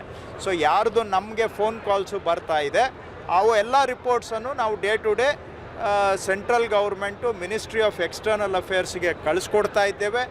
ಅವರು ಅದನ್ನು ಲೋಕಲಲ್ಲಿ ಎಂಬಸಿಗೆ ಕಳಿಸ್ಕೊಟ್ಟು ಸ್ವಲ್ಪ ಲೋಕಲ್ ಕೋಆರ್ಡಿನೇಷನ್ ಮಾಡಲಿಕ್ಕೆ ಹೇಳ್ತಾ ಇದ್ದೇವೆ. ಕೆಲವರು ವಾಪಸ್ ಬಂದುಬಿಟ್ಟಿದ್ದಾರೆ, ಹಾಗಾಗಿ ನಮ್ಮ ಪಟ್ಟಿಯಲ್ಲಿರ್ತಕ್ಕಂಥವರು ಕರೆಕ್ಟಾಗಿ ಇವತ್ತು ನಾವು ಚೆಕ್ ಮಾಡ್ತಾ ಇದ್ದೇವೆ. ನಮ್ಮ ಪಟ್ಟಿಯಲ್ಲಿರೋರು ಎಷ್ಟು ಜನ ಬಂದಿದ್ದಾರೆ, ಇನ್ನೆಷ್ಟು ಜನ ಉಳಿದಿದ್ದಾರೆ ಅಂತ. ಅಲ್ಲೊಂದು ಇಲ್ಲೊಂದು ಫೋನ್ ಕಾಲ್ಸ್ ಬರ್ತಾ ಇದೆ ನಮಗೆ. ಕೇಸ್ ಬೈ ಕೇಸು ಇಂಡಿವಿಜುವಲ್ ಆಗಿ ಸ್ವಲ್ಪ ಅದನ್ನು ನಾವು ಮಾಹಿತಿ ಸೆಂಟ್ರಲ್ ಗೌರ್ಮೆಂಟ್ಗೆ ಕಳಿಸ್ತಾ ಇದ್ದೇವೆ. ಯಾಕಂದರೆ ನೇರವಾಗಿ ನಾವು ಅಲ್ಲಿ ಹೊರದೇಶದಲ್ಲಿ ಮಾಡೋದು ಕಷ್ಟ. ಏನೇ ಮಾಡಿದರೂ ಸೆಂಟ್ರಲ್ ಗೌರ್ಮೆಂಟ್ ಮುಖಾಂತರವಾಗಿ ಮಾಡಬೇಕು, ಅವ್ರ ಜೊತೆ ಕೋಆರ್ಡಿನೇಷನ್ ಮಾಡ್ತಾ ಇದ್ದೇವೆ. ಯುದ್ಧ ಪೀಡಿತ ಇರಾನ್ನಲ್ಲಿರುವಂತಹ ಕನ್ನಡಿಗ ಸೇಫ್, ಸದ್ಯ ನಿಶ್ಚಿತ್ ಸೇಫ್ ಆಗಿದ್ದಾರೆ ಅನ್ನುವಂತಹ ಮಾಹಿತಿ ಲಭ್ಯವಾಗ್ತಾ ಇದೆ. ಇರಾನ್ನಲ್ಲಿ ಸಿಲುಕಿದಂತಹ ನಿಶ್ಚಿತ್ ಕಳೆದ 5-6 ದಿನಗಳಿಂದ ಫೋನ್ ಸಂಪರ್ಕಕ್ಕೆ ಕೂಡ ಸಿಕ್ಕಿರಲಿಲ್ಲ. ನಿಶ್ಚಿತ್ಗೆ ಏನಾಗಿದೆ ಅಂತ ಹೇಳಿ ಅವರ ಕುಟುಂಬಸ್ಥರು ಸಾಕಷ್ಟು ಆತಂಕಕ್ಕೆ ಒಳಗಾಗಿದ್ರು. ಸದ್ಯಕ್ಕೆ ಕನ್ನಡಿಗ ಸೇಫ್ ಅನ್ನುವಂತಹ ಮಾಹಿತಿ ಸಿಕ್ಕಿದೆ. ನಿಶ್ಚಿತ್ ಸೇಫ್ ಅನ್ನೋ ಮಾಹಿತಿಯನ್ನ ಎಂಬಸಿ ಕೊಟ್ಟಿರುವಂತದ್ದು. ಅನಿವಾಸಿ ಭಾರತೀಯ ಸಮಿತಿಯ ಮಾಜಿ ಉಪಾಧ್ಯಕ್ಷೆ ಮಾಹಿತಿಯನ್ನ ನೀಡಿದ್ದಾರೆ. ನ್ಯೂಸ್ 18 ವರದಿಯನ್ನ ಆಧರಿಸಿ ಇರಾನ್ ಎಂಬಸಿ ಸಂಪರ್ಕಿಸಿ ಡಾಕ್ಟರ್ ಆರತಿ ಕೃಷ್ಣ ಅವರಿಗೆ ಮಾಹಿತಿಯನ್ನ ಕೊಟ್ಟಿದೆ ಎಂಬಸಿ. ನ್ಯೂಸ್ 18ಗೆ ಕರೆ ಮಾಡಿ ಧನ್ಯವಾದವನ್ನ ತಿಳಿಸಿದ್ದಾರೆ ನಿಶ್ಚಿತ್ ತಂದೆ. ಇರಾನ್ನಲ್ಲಿ ಸಿಲುಕಿದ್ದ ಚಿಕ್ಕಮಗಳೂರಿನ ಯುವಕ, ಕೊಪ್ಪ ತಾಲೂಕಿನ ಹಿರೇಕೋಡಿಗೆ ನಿವಾಸಿ ಈತ. ನಿಶ್ಚಿತ್ ಮರ್ಚೆಂಟ್ ನೇವಿಯಲ್ಲಿ ಕೆಲಸ ನಿರ್ವಹಿಸ್ತಾ ಇದ್ದ. ಕಳೆದ 8 ದಿನಗಳ ಹಿಂದೆ ತಂದೆಗೆ ಫೋನ್ ಮಾಡಿ ಮಾತಾಡಿದ್ರು ನಿಶ್ಚಿತ್. ಅದಾದ ನಂತರ ಯಾವುದೇ ಫೋನ್ ಸಂಪರ್ಕಕ್ಕೆ ಕೂಡ ಸಿಕ್ಕಿರಲಿಲ್ಲ. ಮೊದಲೇ ಯುದ್ಧ ನಡೀತಾ ಇದೆ, ಸೇನಾ ನೆಲೆಗಳನ್ನೇ ಗುರಿಯಾಗಿಸಿ ದಾಳಿ ಮಾಡಲಾಗ್ತಾ ಇದೆ, ನನ್ನ ಮಗನಿಗೆ ಏನಾಯ್ತು ಅನ್ನುವಂತಹ ಆತಂಕಕ್ಕೆ ನಿಶ್ಚಿತ್ ಕುಟುಂಬಸ್ಥರು ಒಳಗಾಗಿದ್ರು. ಹಾಗಾಗಿ ನಿರಂತರವಾಗಿ ನಿಶ್ಚಿತ್ ಅನ್ನ ಸಂಪರ್ಕ ಮಾಡಲಿಕ್ಕೆ ಹುಡುಕಿಸೋದಕ್ಕೆ ಸಾಕಷ್ಟು ಪ್ರಯತ್ನವನ್ನ ಮಾಡ್ತಾ ಇದ್ರು. ಕಳೆದ 2 ದಿನಗಳಿಂದ ನಾವು ಕೂಡ ನ್ಯೂಸ್ 18ನಿಂದ ನಿಶ್ಚಿತ್ ಬಗ್ಗೆ ಸುದ್ದಿಯನ್ನ ಪ್ರಸಾರ ಮಾಡ್ತಾ ಇದ್ವಿ. ಸದ್ಯಕ್ಕೆ ನ್ಯೂಸ್ 18ಗೆ ಮಾಹಿತಿ ಲಭ್ಯವಾಗಿದೆ. ನಿಶ್ಚಿತ್ ಸೇಫ್ ಆಗಿದ್ದಾರೆ ಅನ್ನುವಂತಹ ಮಾಹಿತಿಯನ್ನ ಕೊಟ್ಟಿದ್ದಾರೆ. ಇರಾನ್ನಲ್ಲಿ ಕನ್ನಡಿಗ ಸೇಫ್, ಚಿಕ್ಕಮಗಳೂರಿನ ನಿಶ್ಚಿತ್ ನ್ಯೂಸ್ 18ಗೆ ಕರೆ ಮಾಡಿ ನಿಶ್ಚಿತ್ ಅವರ ತಂದೆ ಧನ್ಯವಾದವನ್ನ ಅರ್ಪಿಸಿದ್ದಾರೆ. ಅನಿವಾಸಿ ಭಾರತೀಯ ಸಮಿತಿ ಮಾಜಿ ಉಪಾಧ್ಯಕ್ಷೆ ಮಾಹಿತಿಯನ್ನು ನೀಡಿರುವಂತದ್ದು. ನ್ಯೂಸ್ 18 ವರದಿಯನ್ನು ಆಧರಿಸಿ ಇರಾನ್ ಎಂಬೆಸಿ ಸಂಪರ್ಕವನ್ನ ಮಾಡಲಾಗಿದೆ. ಡಾಕ್ಟರ್ ಆರತಿ ಕೃಷ್ಣ ಅವರಿಗೆ ಎಂಬೆಸಿ ಮಾಹಿತಿಯನ್ನು ನೀಡಿದೆ.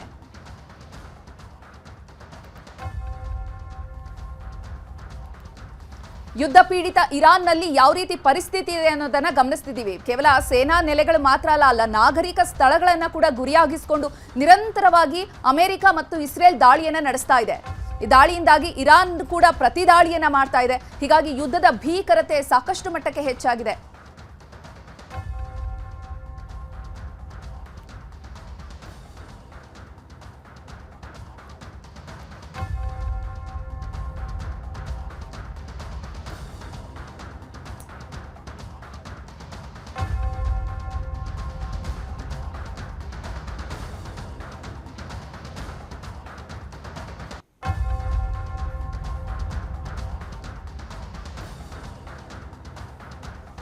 ಅನಿವಾಸಿ ಭಾರತೀಯ ಸಮಿತಿಯ ಮಾಜಿ ಉಪಾಧ್ಯಕ್ಷೆಯಾಗಿರುವಂತಹ ಆರತಿ ಕೃಷ್ಣ ಅವರು ನಮ್ಮ ಜೊತೆ ಇವಾಗ ದೂರವಾಣಿ ಸಂಪರ್ಕದಲ್ಲಿದ್ದಾರೆ. ಮೇಡಮ್ ನಮಸ್ತೆ.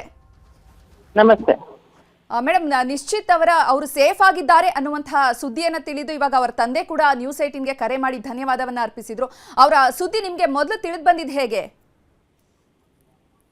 ನನಗೆ ನ್ಯೂಸ್ 18 ಪೂರ್ಣಿಮಾ ಫೋನ್ ಬರ್ತಾ ಇತ್ತು. ನಾನು ನಿನ್ನೆ ಡೆಲ್ಲಿಲಿದ್ದೆ. ಆಮೇಲೆ ಅವ್ರ ಹತ್ರ ಮಾತಾಡಿದ್ಮೇಲೆ ಗೊತ್ತಾಯ್ತು ಅವರ ಹುಡುಗ ಮನೆಯವರು ಕೂಡ ನಮ್ಮ ಜಿಲ್ಲೆಯವರು, ಚಿಕ್ಕಮಗಳೂರು ಕೊಪ್ಪದವರಾಗಿದ್ರಿಂದ ಅವ್ರೇನೋ ಫೋನ್ ಟ್ರೈ ಮಾಡ್ತಾ ಇದಾರೆ, ನನ್ ಫೋನ್ ಸಿಗ್ತಾ ಇಲ್ಲಂತೆ ಅಂತ ಹೇಳಿದ್ರು ಪೂರ್ಣಿಮಾ. ಮತ್ತೆ ಪೂರ್ಣಿಮಾಯಿಂದ ಗೊತ್ತಾಯ್ತು ಫಸ್ಟ್. ಆಮೇಲೆ ಅವರು ಮೆಸೇಜು ಹಾಕಿದ್ರು ರಾತ್ರಿ, ನಾನು ಡೆಲ್ಲಿ ಫ್ಲೈಟ್ ಅಲ್ಲಿ ಇದ್ದೆ, ಕೊಪ್ಪದ ಹುಡುಗ ಅಂತ. ನಾನು ಬಂದ್ಮೇಲೆ ಮಾತಾಡ್ಬೇಕಂತಿದ್ದೆ, ಅಷ್ಟರಲ್ಲೇ ಪೂರ್ಣಿಮಾ ಬೆಳಗ್ಗೆ ಮಾತಾಡಿದ್ರು. ಮತ್ತೆ ಆ ಹುಡುಗನ ಮನೆಯವರು ಕೂಡ ಅವ್ರಿಗೆ ಗೊತ್ತಿರೋರು ಯಾರೋ ಒಂದು ಅಂಗಡಿಯವರು ಫೋನ್ ಮಾಡಿದ್ರು, ಗಡಿಕಲ್ ಅಂತ ಅಲ್ಲಿಂದ. ಅವರು ಈ ತರ ಡೀಟೇಲ್ಸ್ ಎಲ್ಲ ನಾನು ವಾಟ್ಸಪ್ಗೆ ಹಾಕಿದ್ರು. ಆಮೇಲೆ ನಾನು ಇರಾನ್ ಅಲ್ಲಿರೋ ನಮ್ಮ ಭಾರತದ ರಾಯಭಾರಿಗಳೇನಿದ್ದಾರೆ, ನಮ್ಮ ರಾಯಭಾರಿ ಇದ್ದಾರೆ, ಅವರಿಗೆ ಮಾತಾಡಿದೆ. ಅವ್ರಿಗೆ ಈ ಹುಡ್ಗನ್ ಡೀಟೇಲ್ಸ್ ಎಲ್ಲ ಕಳಿಸ್ತೆ. ಆದ್ರೆ ಈ ಹುಡ್ಗಂದು ಲೋಕಲ್ ನಂಬರ್ ಕೊಟ್ಟಿದ್ರು ಅವ್ರ ಮನೆಯವರು, ಅದು ಇಂಡಿಯಾ ನಂಬರ್. ಅಲ್ಲಿ ಇಂಟರ್ನೆಟ್ ಇಲ್ಲದೆ ಇರೋದ್ರಿಂದ ವೈಫೈ ಎಲ್ಲ, ವಾಟ್ಸಪ್ ಕಾಲ್ ಎಲ್ಲ ವರ್ಕ್ ಆಗ್ತಾ ಇರ್ಲಿಲ್ಲ.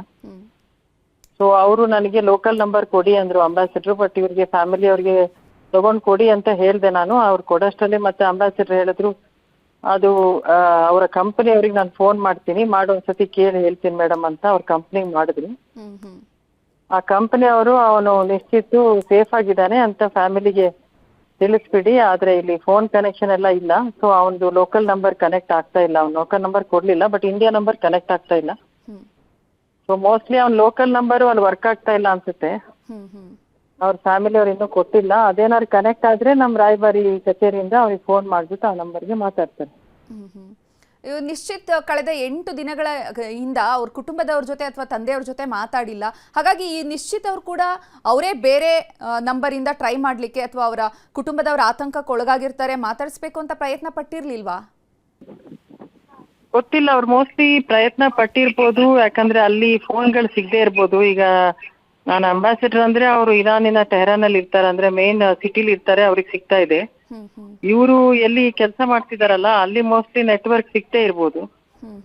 ಹಾಗಾಗಿ ಕನೆಕ್ಟ್ ಆಗಿಲ್ಲ ಅನ್ಸುತ್ತೆ. ಬಿಕಾಸ್ ಇಂಡಿಯಾ ನಂಬರ್ ಅವ್ರಿಗೂ ಕೂಡ ಕನೆಕ್ಟ್ ಆಗ್ಲಿಲ್ಲ. ಅವ್ರೇನಾದ್ರು ಲೋಕಲ್ ನಂಬರ್ ಇಟ್ಕೊಂಡ ಇದಾರ ಅದು ನನ್ಗೆ ಗೊತ್ತಿಲ್ಲ. ಅವ್ರ ಫ್ಯಾಮಿಲಿ ಅವ್ರು ಇನ್ನೂ ಕೊಡ್ಲಿಲ್ಲ.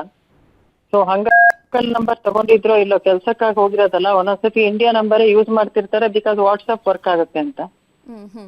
ಧನ್ಯವಾದ ಮೇಡಮ್, ಇಷ್ಟೊತ್ತು ನಮ್ಮ ಜೊತೆ ಮಾತನಾಡಿದ್ದಕ್ಕೆ. ಇನ್ನು ನಿಶ್ಚಿತ್ ಅವರ ತಂದೆಯೇ ನಮ್ಮ ಜೊತೆ ದೂರವಾಣಿ ಸಂಪರ್ಕದಲ್ಲಿ ಜಾಯ್ನ್ ಆಗಿದ್ದಾರೆ. ನಮಸ್ತೆ ಸರ್. ನಮಸ್ತೆ ಸರ್. ನಮಸ್ತೆ ಮೇಡಮ್. ಸರ್, ಯಾವಾಗ ನಿಮ್ಮ ಮಗ ನಿಶ್ಚಿತ್ ಕಳೆದ ಬಾರಿ ಯಾವಾಗ ಫೋನ್ ಮಾಡಿದ್ರು, ಅವಾಗ ಏನ್ ಹೇಳ್ಕೊಂಡಿದ್ರು? ಅವಾಗ ಅದಾದ್ಮೇಲೆ ನಂತರ ನೀವು ಅವ್ರಿಗೆ ಟ್ರೈ ಮಾಡಿದ್ರ ಫೋನ್ ಮಾಡ್ಲಿಕ್ಕೆ? ತುಂಬಾ ಟ್ರೈ ಮಾಡಿದ್ವಿ ಮೇಡಮ್. ಅವ್ರು ನಮ್ಮ ಹತ್ರ ಇರೋದು ಇಂಡಿಯನ್ ನಂಬರ್ ಮಾತ್ರ ಇರೋದು. ಅಲ್ಲ ವಾಟ್ಸಪ್ ಕಾಲ್ ಮಾತ್ರ ಮಾಡಕ್ ಆಗುದು, ನಮಗೆ ವೈಫೈ ಇದ್ರೆ ಮಾತ್ರ ಮಾಡಕ್ ಆಗ್ತಿತ್ತು ಮೇಡಮ್. ಅವನು ಆಮೇಲೆ ಇನ್ನೇನಂತ ಹೇಳಿದ್ರೆ ಹೋದ ಬುಧವಾರ ಲಾಸ್ಟ್ 12ವರೆಗೆ ಮಧ್ಯಾಹ್ನ ಫೋನ್ ಮಾಡಿದ್ದಾನೆ. ಅವಾಗ ಏನ್ ಹೇಳಿದ್ರು ಅವರು ನಿಮ್ ಜೊತೆ? ಏನ್ ಮಾತಾಡಿದ್ರು? ಇವತ್ತು ನಾಳೆ ಬೆಳಿಗ್ಗೆ ನಾವು ಕುವೈಟ್ ಹೊರಡ್ತಾ ಇದೀವಿ ಪಾಪ, ನಾಳೆಯಿಂದ ಫೋನ್ ಮಾಡೋಕ್ಕಾಗೋದು ಕಷ್ಟ ಅಂತ ಹೇಳಿದ್ದ. ಅದೇ ಮಾರನೇ ದಿನ ಯುದ್ಧ ಶುರು ಆಯ್ತು ಅನ್ನೋ ಒಂದು ಭಯಕ್ಕೆ ನಾವು ಮಾತಾಡ್ತಾ ಇದ್ದೀವಿ. ಅದಕ್ಕೆ ಭಯ ಆಗಿದೆ ಅಷ್ಟೇ. ನಿಶ್ಚಿತ್ ಅವರು ನೇವಿಯಲ್ಲಿ ಕೆಲಸ ಮಾಡ್ತಿದ್ರ ಸರ್? ಹೌದು ಸರ್, ನೇವಿಲ್ ಕೆಲಸ ಬರೋ 5 ತಿಂಗಳಾಯ್ತು ಮೇಡಮ್ ಹೋಗಿ ಅವನು. ಓ, ಈಗ ರೀಸೆಂಟ್ ಆಗಿ ಜಾಯ್ನ್ ಆಗಿರೋದು? ರೀಸೆಂಟ್ ಆಗಿ ಜಾಯ್ನ್ ಆಗಿರೋದು. ಅಲ್ಲಿ ನೇವಿಲಿ ಯಾವ್ದು ಡಿಪಾರ್ಟ್ಮೆಂಟ್ ಅಲ್ಲಿ ವರ್ಕ್ ಮಾಡ್ತಿದ್ರು? ಅವ್ರೀಗ ಡಿಪಾರ್ಟ್ಮೆಂಟ್ ಅಂತ ಏನಿಲ್ಲ, 3 ವರ್ಷ ಸರ್ವಿಸ್ ಮಾಡ್ಬೇಕು ಅಂತ ಹೇಳಿದ್ದಾರೆ. 3 ವರ್ಷದ ನಂತರ ಅದು ಯಾವ ಜಾಬ್ ಅಂತ ಹೇಳಿ ಮಾಡ್ತೀವಿ ಅಂತ ಹೇಳಿ. ಒಟ್ಟು 5 ಜನ ಅಂತ ಟ್ರಿಪ್ ಅಲ್ಲಿ ಇರೋದು. ಹಾ ಹಾ ಒಬ್ರು ಕ್ಯಾಪ್ಟನ್ ಮತ್ತೆ 5 ಜನ 4 ಜನ ಹೆಲ್ಪರ್ಸ್ಗಳು ಹಾಗೆ ಅಂತ ಇದೆಯಾ ಅಂತ ಹೇಳ್ತಾ ಇದ್ದೆ. ಅವ್ರ ಹೈಯರ್ ಆಫೀಸರ್ ಇರ್ತಾರಲ್ಲ ಅವ್ರ ನಂಬರ್ ಏನು ಯಾರ್ದು ಅಥವಾ ಇವ್ರ ಇಲ್ಲ madam, ಸ್ನೇಹಿತರು ಯಾರ ನಂಬರ್ ಕೂಡ ಇರ್ಲಿಲ್ವಾ ನಿಮ್ಮ ಹತ್ರ? ಯಾರ್ದು ನಂಬರ್ ಇರಾನಲ್ಲಿ ಯಾರ್ದು ನಂಬರ್ ಇಲ್ಲ ಹಾ ಹಾ ಹಾಗಾಗಿ ಇರಾನಲ್ಲಿ ಯಾರ್ದು ನಾವು ಒಂದೊಬ್ಬರ ನಂಬರ್ ಬಿಟ್ಟರೆ ಯಾರ್ದು ಇಲ್ಲ. ಅದು ಇಂಡಿಯನ್ ನಂಬರ್ ಇದ್ದಿದ್ದು. ಅದಕ್ಕೂ ಕರೆಕ್ಟಾಗಿ ಮಾತಾಡಕ್ ಆಗ್ತಿಲ್ಲ. ವೈಫೈ ಇದ್ರೆ ಮಾತ್ರ ಮಾತಾಡ್ತಾ ಇದ್ದ ಅವನು. ನಿಶ್ಚಿತ್ ಅಂದ್ರೆ ಇವಾಗ ಈ ತರ ಯುದ್ಧದಂತಹ ಸಂದರ್ಭ ಈಗ ನೇವಿಲ್ ಅವ್ರು ಇದ್ದಾರೆ ಅಂದ್ರೆ ಧೈರ್ಯವಾಗೇ ಇರ್ತಾರೆ. ಆದ್ರೂ ನಿಮ್ಗೆ ಹೇಗೆ ಸಾಕಷ್ಟು ಭಯ ಆಗಿತ್ತಾ ಹೇಗೆ? ಭಯ ಆಗಿತ್ತು ಮೇಡಮ್, ಭಯ ಆಗಿತ್ತು, ತುಂಬಾ ಭಯ ಆಗಿತ್ತು. ಹಾ ಹಾ ತುಂಬಾ ಭಯ ಆಗಿತ್ತು. ಯಾಕಂದ್ರೆ ನಾವು ಫಸ್ಟಿಗೆ ಒಂದು 8 ದಿನಕ್ಕೊಂದ್ಸರಿ ಫೋನ್ ಮಾಡ್ತಾ ಇದ್ದಿದ್ದು ಮೊದ್ಲಿನು. ಆದ್ರೆ ಆಗ ನಮಗೆ ಹೆದರ್ಕೊಳ್ಬಿಟ್ಟು ಪಪ್ಪ ನಾನು 15,000 ತಲೆ ಬಿಸಿ ಮಾಡ್ಕೊಬೇಡಿ ಅಂತ ಹೇಳ್ತಾ ಇದ್ದ ನನಗೆ. ಆಮೇಲೆ ಈಗ ಈ ಯುದ್ಧ ಸಮಯದಲ್ಲ ಮುಚ್ಚು ಭಯ ಆಗಿದ್ದು ಬಿಟ್ರೆ ಇದ್ರೊಂದು ವಾರ ಆಗಿದ್ದು ನಾನು ತಲೆ ಕಟ್ಕೊಳ್ತಿರ್ಲಿಲ್ಲ. 5 ತಿಂಗಳ ಹಿಂದೆ ಹೋಗಿದ್ದು ಇರಾನ್ಗೆ, ಮತ್ತೆ ವಾಪಸ್ ಬಂದಿರ್ಲಿಲ್ಲ? ಇಲ್ಲ ಮೇಡಮ್, 9 ತಿಂಗಳು ಇದು 5 ಇದದು 9 ತಿಂಗಳು ಇರ್ಬೇಕಲ್ಲಿ. ಆಮೇಲೆ 6 ತಿಂಗಳು ಎಷ್ಟು ಅಂತ ಹೇಳಿ ಇಲ್ಲಿ ರಜೆ ಕೊಡ್ತೀವಿ ಅಂತ ಹೇಳಿದಾರೆ ಅಂತ. ಅಲ್ಲಿ ಇರಾನ್ ಅಲ್ಲಿ ಇವ್ರ ನಿಶ್ಚಿತ್ ಜೊತೆಗೆ ಅಟ್ಲೀಸ್ಟ್ ಯಾರಾದ್ರೂ ಪರಿಚಯ ಇರೋರು ಅಥವಾ ನಿಮ್ ಸಂಬಂಧಿಕರು ಯಾರಾದ್ರೂ ಆತರ ಯಾರು ಕೂಡ ಇರ್ಲಿಲ್ವಾ ಅಲ್ಲಿ ಇರಾನ್ ಅಲ್ಲಿ? ಯಾರು ಇಲ್ಲ ಮೇಡಮ್. ನಾವು ಲಕ್ನೋದಲ್ಲಿ ಒಂದು ಕಾಲೇಜಿಗೆ ಅಡ್ಮಿಷನ್ ಸೇರಿದ್ದ. ಲಕ್ನೋದಲ್ಲಿ ಓದಿ 48 ದಿನ ಕೋರ್ಸ್ ಮುಗಿಸಿ ಅವನು ಅಲ್ಲಿಗೆ ಹೋಗಿದ್ದು. ಅಲ್ಲಿಂದನೇ ಆ ಕಾಲೇಜಿಂದಾನೇ ಅವನಿಗೆ ಇರಾನಿಂದ ವೀಸಾ ಬಂದಿರೋದು. ಈಗ ಸದ್ಯ ಅವ್ರು ಸೇಫ್ ಆಗಿದ್ದಾರೆ ನಿಶ್ಚಿತ್ ಅನ್ನುವಂತ ಮಾಹಿತಿಯನ್ನ ನಿಮ್ಗೆ ಯಾರು ನೀಡಿದ್ದು? ಫಸ್ಟ್ ನಿಮ್ಗೆ ಹೇಗ್ ಗೊತ್ತಾಯ್ತು? ಮೇಡಮ್, ಆರ್ಟಿಕೃಷ್ಣ ಫೌಂಡೇಶನ್ ಅವರಿಂದ ಗೊತ್ತಾಯ್ತು ಮೇಡಮ್. ಅವರಿಗೆ ತುಂಬಾ ಧನ್ಯವಾದಗಳು. ತುಂಬಾ ಧನ್ಯವಾದಗಳು. ತುಂಬಾ ಖುಷಿ ಆಯ್ತು. ಯಾಕಂದ್ರೆ ಭಾರಿ ದುಃಖದಲ್ಲಿದ್ದು ನಾವು. ತುಂಬಾ ಧನ್ಯವಾದಗಳು. ಓಕೆ, ಧನ್ಯವಾದ ಸರ್ ತಮ್ಮೆಲ್ಲ ಮಾಹಿತಿಗಾಗಿ. ವನ್ಯಜೀವಿಗಳ ಸಂರಕ್ಷಿಸುವಂತಹ ಮಹತ್ವಾಕಾಂಕ್ಷೆಯಿಂದ ರಿಲಯನ್ಸ್ ಸಂಸ್ಥೆ ಡೈರೆಕ್ಟರ್ ಅನಂತ್ ಅಂಬಾನಿ ಸ್ಥಾಪಿಸಿದಂತಹ ವಂತಾರಾಗೆ ವರ್ಷದ ಸಂಭ್ರಮ. 1 ವರ್ಷದಲ್ಲಿ ವಂತಾರದಲ್ಲಿ ಆನೆ, ಚಿರತೆ, ಹುಲಿ ಸೇರಿದಂತೆ ಅನೇಕ ವನ್ಯಜೀವಿಗಳನ್ನ ಸಂರಕ್ಷಿಸಿ ಪೋಷಣೆಯನ್ನ ಮಾಡಲಾಗ್ತಾ ಇದೆ. 1 ವರ್ಷದ ಅವಧಿಯಲ್ಲಿ ವಂತಾರದ ಬೆಳವಣಿಗೆಗಳೇನು ಅನ್ನೋದನ್ನ ನೋಡೋಣ.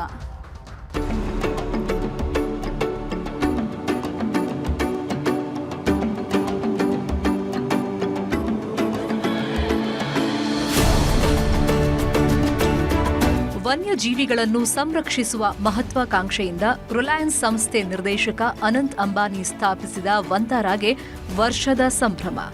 ಈ 1 ವರ್ಷದಲ್ಲಿ ವಂತಾರಾದಲ್ಲಿ ಆನೆ, ಚಿರತೆ, ಹುಲಿ, ಜಿಂಕೆ ಸೇರಿದಂತೆ ಸಾವಿರಾರು ವನ್ಯಜೀವಿಗಳನ್ನು ಸಂರಕ್ಷಿಸಿ ಪೋಷಣೆ ಮಾಡಲಾಗ್ತಾ ಇದೆ.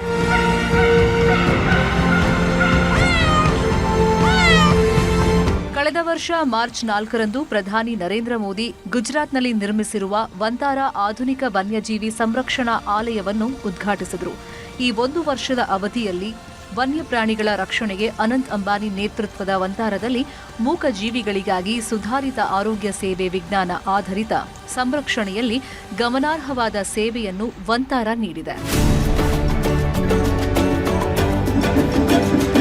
ಅನಂತ್ ಮುಖೇಶ್ ಅಂಬಾನಿ ಅವರು ಸ್ಥಾಪಿಸಿದ ಮಹತ್ವಾಕಾಂಕ್ಷೆಯ ವಂತಾರದಲ್ಲಿ ಹುಲಿ, ಸಿಂಹ, ಚಿರತೆ, ಸರೀಸೃಪಗಳು, ಮಂಗನ ಪ್ರಭೇದಗಳನ್ನು ಆರೈಕೆ ಮಾಡಲಾಗ್ತಾ ಇದೆ. ಪಕ್ಷಿಗಳು, ಅಪರೂಪದ ಸಸ್ತನಿಗಳು ಸೇರಿದಂತೆ ವಿವಿಧ ಜಾತಿಗಳ ಸಾವಿರಾರು ಪ್ರಾಣಿ, ಪಕ್ಷಿ, ಸರೀಸೃಪಗಳನ್ನು ರಕ್ಷಣೆ ಮಾಡಲಾಗಿದೆ. ಅಂತಾರಾಷ್ಟ್ರೀಯ ಮಟ್ಟದ 70ಕ್ಕೂ ಹೆಚ್ಚು ಪಶು ವೈದ್ಯಕೀಯ ತಂಡಗಳು ಇಲ್ಲಿವೆ. ಆಧುನಿಕ ಶಸ್ತ್ರಚಿಕಿತ್ಸೆಗಳು, ಅತ್ಯಾಧುನಿಕ ಪೌಷ್ಟಿಕಾಂಶಯುಕ್ತ ಆಹಾರಗಳು, 11 ಉಪಗ್ರಹ ಆಧಾರಿತ ಪ್ರಯೋಗಾಲಯಗಳು, ನೊಂದು ಬೆಂದ ಜೀವಿಗಳಿಗೆ ಹೈಟೆಕ್ ಮಸಾಜ್ ಸೆಂಟರ್ಗಳು ಇಲ್ಲಿವೆ. ಅತ್ಯುತ್ತಮ ಚಿಕಿತ್ಸೆ ನೀಡಿದ ಬಳಿಕ ಮತ್ತೆ ನೈಸರ್ಗಿಕ ಆವಾಸ ಸ್ಥಾನಗಳಿಗೆ ಮರಳಿ ಬಿಡಲಾಗ್ತಾ ಇದೆ. ಅದರಲ್ಲೂ ಸರ್ಕಸ್ ಕಂಪನಿಗಳಲ್ಲಿ ರಸ್ತೆಗಳಲ್ಲಿ ಶೋಷಣೆಗೆ ಒಳಗಾಗಿ ಜರ್ಜರಿತಗೊಂಡಿದ್ದ ಪ್ರಾಣಿಗಳನ್ನೂ ರಕ್ಷಣೆ ಮಾಡಿ ಅವುಗಳಿಗೆ ಉತ್ತಮ ಆರೈಕೆ ನೀಡಲಾಗಿದೆ. ವಂತಾರದಲ್ಲಿ ಪ್ರತಿನಿತ್ಯ 1,56,000 ಕೆಜಿಯಷ್ಟು ಪೌಷ್ಟಿಕ ಆಹಾರವನ್ನು ಪ್ರಾಣಿಗಳಿಗೆ ಒದಗಿಸಲಾಗ್ತಾ ಇದೆ. ವಂತಾರದಲ್ಲಿ ಪ್ರಾಣಿಗಳಿಗೆ ನೀಡಲಾಗ್ತಾ ಇರುವ ಪಾಲನೆ, ಪೋಷಣೆಗೆ ಹಲವು ಅಂತಾರಾಷ್ಟ್ರೀಯ ಸಂಘ ಸಂಸ್ಥೆಗಳು ಮೆಚ್ಚುಗೆ ವ್ಯಕ್ತಪಡಿಸಿವೆ.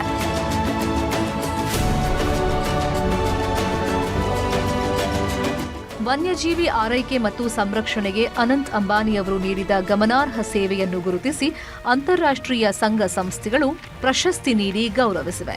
ಪ್ರಾಣಿ ಮಿತ್ರ ಪ್ರಶಸ್ತಿ 2025 ಜಾಗತಿಕ ಮಟ್ಟದ ಪ್ರತಿಷ್ಠಿತ ಪ್ರಾಣಿ ಪಾಲನಾ ಸಂಘಗಳಾದ EARAZA ಮತ್ತು SEAZAದ ಸದಸ್ಯತ್ವಗಳು ವಂತಾರಾಗೆ ಲಭಿಸಿರುವುದು ವಂತಾರಾದ ಕಾರ್ಯಕ್ಷಮತೆಗೆ ಹಿಡಿದ ಕೈಗನ್ನಡಿ. ನೂರಾರು ಪಶುವೈದ್ಯರಿಗೆ ಸಂರಕ್ಷಣಾ ಔಷಧದಲ್ಲಿ ತರಬೇತಿ ನೀಡೋದು, 50ಕ್ಕೂ ಹೆಚ್ಚು ರಾಷ್ಟ್ರೀಯ ಮತ್ತು ಅಂತಾರಾಷ್ಟ್ರೀಯ ಜ್ಞಾನ ಹಂಚಿಕೆ ಕಾರ್ಯಕ್ರಮಗಳನ್ನು ಆಯೋಜಿಸುವುದು ಮತ್ತು ಮುಂದಿನ ಪೀಳಿಗೆಯ ಸಂರಕ್ಷಣಾ ಮೇಲ್ವಿಚಾರಕರನ್ನು ಪ್ರೇರೇಪಿಸಲು ವಿನ್ಯಾಸಗೊಳಿಸಲಾದ ಔಟ್ರೀಚ್ ಕಾರ್ಯಕ್ರಮಗಳ ಮೂಲಕ ಸಾವಿರಾರು ಜನರನ್ನು ವಂತಾರ 1 ವರ್ಷದಲ್ಲಿ ಸಮಾಜಕ್ಕೆ ಕೊಡುಗೆಯಾಗಿ ನೀಡಿ ಮನೆ ಮಾತಾಗಿದೆ. ಇನ್ನು ವಂತಾರಾದ ಆರಂಭದ ಸಮಯದಲ್ಲಿ ನ್ಯೂಸ್ 18 ಜೊತೆ ಮಾತನಾಡಿದ ಅನಂತ್ ಅಂಬಾನಿ ವಂತಾರ ಕುರಿತಂತೆ ತಮ್ಮ ಯೋಜನೆಗಳನ್ನು ನಮ್ಮೊಂದಿಗೆ ಹಂಚಿಕೊಂಡಿದ್ರು. ವಂತಾರ ಆರಂಭಿಸಲು ನನಗೆ ತಂದೆ ತಾಯಿಯೇ ಸ್ಫೂರ್ತಿ. ನಾವು ಪ್ರಾಣಿಗಳನ್ನ ಪ್ರೀತಿಸಬೇಕು, ಪ್ರಾಣಿಗಳ ಬಗ್ಗೆ ನಾವು ಕಾಳಜಿ ವಹಿಸಬೇಕು ಅಂತ ಹೇಳಿದ್ರು. ಈ ಮಾತುಗಳೇ ನನಗೆ ವಂತಾರ ಆರಂಭಿಸಲು ಸ್ಫೂರ್ತಿ ಅಂತ ಹೇಳಿದ್ರು. I basically, when I was a young child, told you, my mother always would tell me to take care of the animals. So in your childhood also you would do this? I would do it in my childhood. And my father is one of the biggest wildlife buffs. For example, when we were young, I think till the age of 18, I've not gone to any other family holiday except Africa, Ranthambore and the jungles of Kahana, the jungles of Bandhavgarh, Kaziranga. My father would only take us to jungle holidays. So I think they inspired me to do this. ವಂತಾರಾಗೆ ವಿಶ್ವ ನಾಯಕರೇ ಸಲಾಂ. ಇನ್ನು ವಂತಾರಾಗೆ ಅನೇಕ ಜಾಗತಿಕ ನಾಯಕರು ಭೇಟಿ ನೀಡಿ ವಂತಾರಾದ ಕಾರ್ಯವೈಖರಿ ಬಗ್ಗೆ ಮೆಚ್ಚುಗೆ ಸೂಚಿಸಿದ್ರು. 1 ವರ್ಷದಲ್ಲೇ ಅಂತಾರಾಷ್ಟ್ರೀಯ ಮಟ್ಟದಲ್ಲಿ ಸಾಧನೆ ಮಾಡಿರುವ ವಂತಾರದಲ್ಲಿ ಪ್ರತಿದಿನವೂ ಸಾವಿರಾರು ಮೂಕ ಜೀವಿಗಳನ್ನ ಆರೈಕೆ ಮಾಡಲಾಗ್ತಾ ಇದೆ. ಮುಖೇಶ್ ಅಂಬಾನಿಯವರ ಕುಟುಂಬದ ಈ ಅದ್ಭುತ ಕೆಲಸ ಹೀಗೆ ಮುಂದುವರಿಯಲಿ ಅನ್ನೋದು ನಮ್ಮೆಲ್ಲರ ಆಶಯ. Bureau report, news 18.